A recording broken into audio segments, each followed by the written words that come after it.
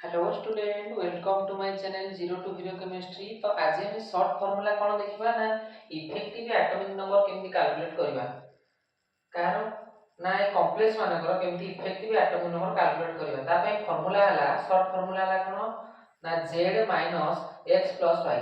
z हला हमर कोन ना atomic number of central metal atom, x हला कोन ना number of electron lost by central metal atom केतेटा इलेक्ट्रॉन लॉस करिछि।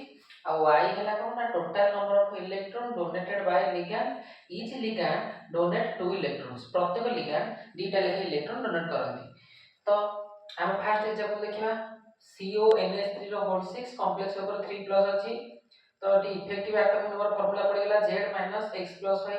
z हला एटॉमिक नंबर कहा ना कोबाल्ट रो एटॉमिक नंबर हला 27।